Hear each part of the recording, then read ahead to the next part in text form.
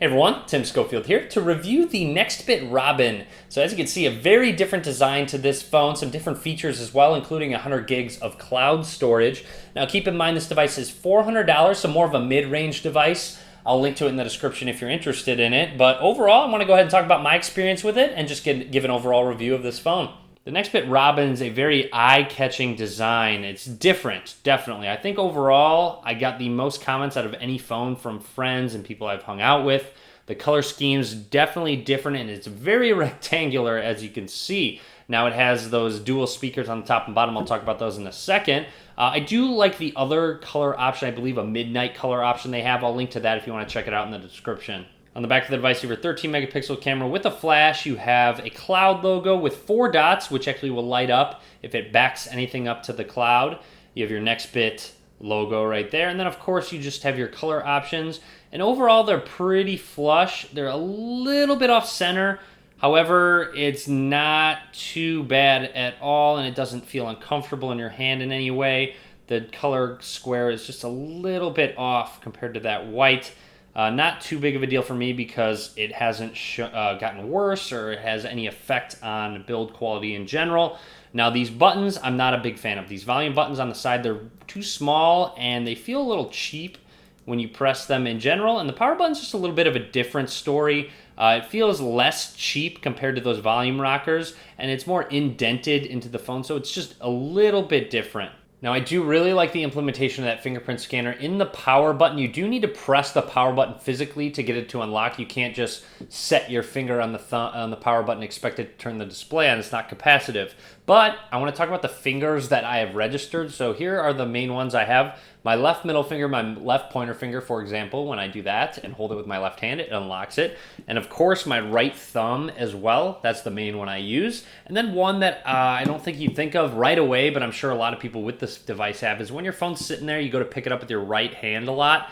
What you're going to do is you're going to pick it up and press the power button and check your notifications. And then I have it registered, so I set it on like that.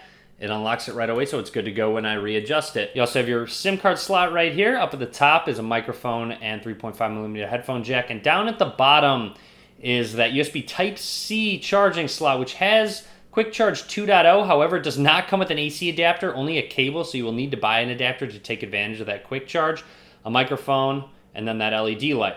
One very interesting implementation is that LED light down at the bottom of the phone, which I've really never seen before, and I didn't think I was going to like it, but overall I do like it in general. I probably would prefer it on the front of the phone, but it's really not bad down at the bottom of the phone considering it usually sits on my desk like this, and overall I can usually see the bottom half of that phone like so.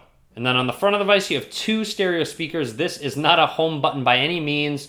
And then up at the top, you have another speaker, your earpiece, and then front-facing camera and sensors as well. And for those of you that were asking, yes, you can stand the phone up this way. I find it difficult to stand like this. However, upside down this way, it's a little bit easier to stand up as well. And those 2 front-facing speakers I like a lot. Sound quality's been very good. They're front-facing, which you cannot go wrong with. They're stereo speakers. I only have one gripe. My main gripe with these speakers is that the lowest volume setting is too loud. So I'm going to go up 1. It was on mute before.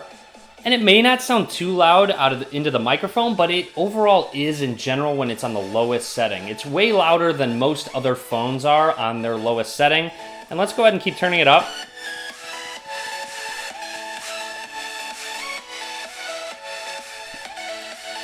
And sound quality is definitely above average, and I would say when amount of volume-wise, in terms of loudness, I would say it gets pretty average. But sound quality is very good. Can't beat front-facing speakers. Overall, thumbs up to the speakers. When it comes to battery life, for that 2,680 milliamp hour embedded battery, it is just okay. Overall, I'd say get about an average of 3 hours and 15 minutes screen on time, which does not get me through the day. I will generally need to throw it on the charger real quick to get a bit of a charge on it. So overall, I've been a little unimpressed with battery life on it. I do wish it was a little bit better.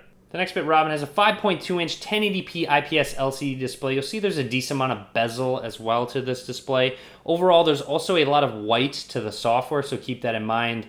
When kind of looking at your device at night, you might want to think about getting a screen dimmer from the Play Store. And then when it comes to quality, let's go ahead and just play this quick YouTube test video in 1080p. Overall, I've been very pleased with it. In terms of brightness outside, it's great. Viewing angles are good. Colors look very good as well. Absolutely no complaints. It's a solid 1080p display. You are not going to complain at all when it comes to picture quality or colors. Like I said, the only thing that you might want to complain about, which is obviously very subject to opinion, is the amount of white in the OS itself. Now, originally when I got this phone, the camera opening time and also the shutter speed were pretty bad. It did get a recent update which helped both of those. Shutter speed's not as quick as you would like, however, it is better than it used to be. So at this price point, it's pretty much what you would expect shutter speed wise. And then when it comes to the way pictures turn out, it is pretty good. I would say overall, like I said, what you would expect from a camera at this price point. You can turn HDR mode, which slows things down as well. Let me go over to a couple pictures I just took. Here's one of a couple of the dogs, and then here's one of an action shot. You'll see it got a little overexposed just because of all the movement going on. I don't think the sensor captured it very well. But like I said, when it's still photography and you're in good lighting conditions, even darker lighting conditions, it takes some pretty good low light shots as well. I would say it's a pretty solid camera overall. Just expect a few drawbacks. Of course, is what you would expect at this price point. Also, another good side note is that you can enable the double tap the power button to enable the camera option as well. The Nextbit Robin has a Snapdragon 808 processor coupled with 3 gigabytes of RAM. And I would say overall performance has been very good. The update made it a little bit better as well, the most recent update. And also, I want to make note that after a lot of intensive gaming or just using it intensively, it does get a little bit warm. It doesn't overheat by any means, but it does get a little bit warmer than you're used to. Now, let's go ahead and do some multitasking, switch between maybe a settings app. Let's go ahead and go back into it. You'll see it goes into it quickly. Multitasking has been very good. Jump into another app. Let's go ahead and go back and maybe open up the calculator app, which hasn't been open in a while, so that loaded up very quickly. So like I said, overall, opening apps and multitasking between has been very good. When you're high-end gaming, you might get a frame rate drop here and there. You might get a very occasional stutter here and there when switching between lots of apps. However, overall, I've been very pleased with performance. In terms of software, the Nextbit Robin is on the latest Android operating system as of this video, Android 6.0.1 Marshmallow, which is good to see, and hopefully it will get updated soon as Android N comes out as well. Now, there are some tweaks to the software in terms of it not being stock Android. A lot of theming going on. You'll see a lot of white right here and some green as well. And also their launcher is different. There is absolutely no app drawer in terms of pressing a button getting all the apps. However, you can press these 3 dots and press all apps. However, that takes a while. And I'm glad it's showing this on camera. It took a long time to show up all apps, which kind of acts as an app drawer, but it's not quite there. And it just takes a long time to open up. Now, in terms of this launcher, there's no widgets that you can put on there. You press and hold this, and you go wallpapers and settings. However, you can pinch in to get to a widget screen, and then you can press and hold the recent apps as well to get to that widget screen, which I'm not a big fan of. In general, I'm not a big fan of this launcher. I would probably install a third-party launcher. Now, there are different storage options, so let's go to settings, scroll down, and you'll see smart storage, which is where that cloud comes in for the Nextbit.